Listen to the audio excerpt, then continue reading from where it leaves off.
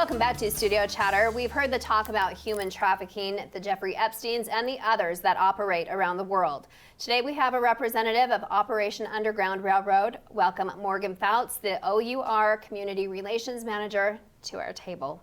Thank you for being here. Morgan, Hello, we're Morgan. so looking forward to this. Yeah, we are. We need to be educated in this. Yeah, so let's jump right in. Sure. The obvious question. So what is trafficking? So human trafficking is basically modern day slavery. It's where people are forced to do something for someone else to get the gain, goods or money. Okay. And is that primarily sex? No, there are lots of different kinds of trafficking. Okay. So Give us some examples there's of that. labor trafficking, there's sex trafficking, Okay. Forced marriage trafficking, even organ harvesting. I don't know if you've heard of that one, but that one's really sad. Lots of things just that you wouldn't even know. So just And everyday that's, things. I love that you wouldn't even know. Like when you say that and the organ trafficking and stuff, it's stuff that we don't want to think about, Right. I feel like, and we feel like that's in a movie, but these are things that are really happening. Yeah, and they're happening right under our noses. And so that's why I'm really excited that you guys brought me here today so that we can share that. Give us a little bit more about the big picture, like worldwide. So worldwide right now, it's growing. It's the fastest growing criminal enterprise in the entire world. So And more why than is drugs. that? So more than drugs. That's because, think about it. So you can sell cocaine, a bag of cocaine one time, but you can sell a person 30 times a day. So you the just- money. So the money, is- it's like a $150 billion industry right now. And It's unimaginable. it's unimaginable. It's really, really a big problem, and it's such a big problem because people just don't know about it yet. And I think it's finally catching wind. Definitely. These last few months, we've seen a really big increase of Well, knowledge. I believe with the Jeffrey Epstein, I know my husband started watching this series, and he's like, you need to watch this with me. And I started watching it, and it made me so sick.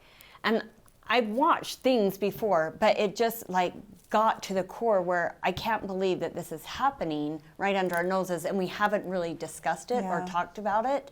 And could it be happening to the person next door? Yes. But to that probably. point, that's just one element. Yes. And that doesn't happen here in our minds. I think that's we like to believe that. So bring it home. Tell us what's going on in our area.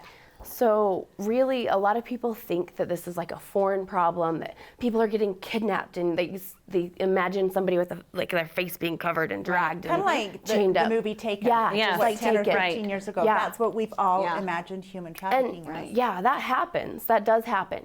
And you imagine runaways and things like that. But a lot of it is families selling their children. It's neighbors exploiting their children. It's people, little children on Snapchat and on Instagram and Facebook and social media being exploited. And it's really just happening in so many different ways. And so it's really, there's so many dynamics to it. A lot of people are thinking, well, there's not as many missing children as there are trafficking cases. Well, that's because these kids are sometimes going to school the very next day. Right. And then they come home, they do their homework, and they're exploited at night. So can you maybe describe that? Because I have been Right. following you guys on Instagram, and it's really opened my eyes to the point that it's also made me sick. Right. And there's a couple of things I'm like, I don't know if I can read these stories because it makes me sick. So there's that And then that boundary part of your brain says, oh, this isn't real, or this isn't happening here. It's but when really it says hard. Lehigh, Utah or Yes. something. Yeah. But back to the kids, and is it they're kind of being subjected or manipulated on Snapchat that send me this picture, and now if you don't do it again and again, we will show your parents and embarrass you. And so that's kind of the first step, right? Yeah, well, that's one way. The control. So there's a lot of different types of grooming. So in this instance, that would be, an 11-year-old girl's just thinking she's gonna be talking to her friends. And some guy says, wow, you're really beautiful. And she starts talking to him, and they build this trust relationship over a certain amount of days. It could be days, it could be weeks. and even months. And then all of a sudden, hey, send me this picture, or he'll send these types of things. And there's really inappropriate conversations going on.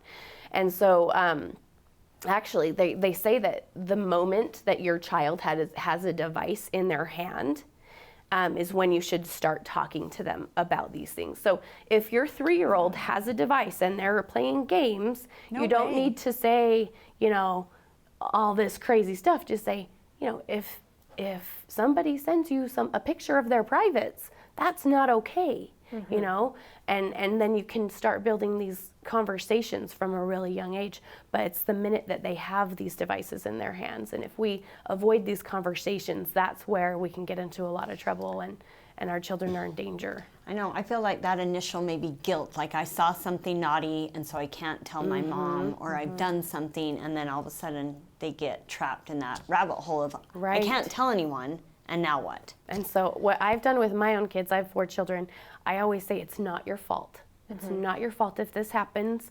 It's not your fault if an adult is doing these things. And if you see it, I need you to come to me so that we can take care of it, because I know it might feel embarrassing or it might be a problem. And so that's where that dialogue is really crucial.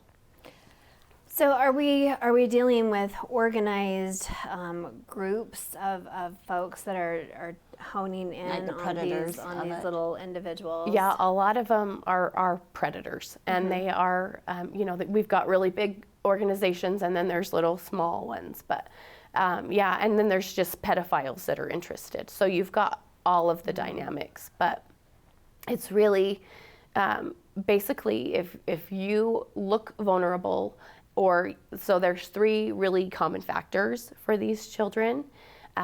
Usually poverty.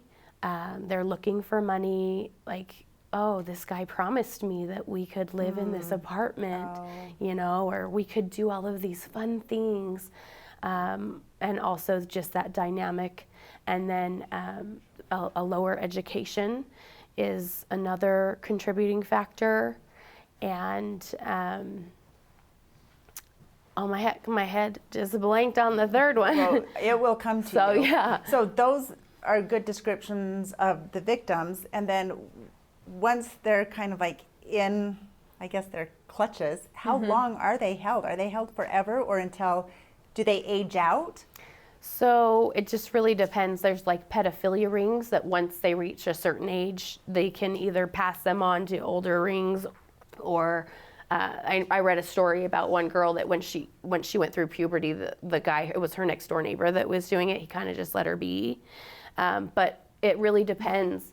A lot of them really stay in it for a long time, and they age out until they're like too sick, or but really it can be, you can go as long as they'll keep you. This has been very prevalent during the pandemic, especially. It seems like it seemed to get more attention or come more to a head. Why do you think that's so?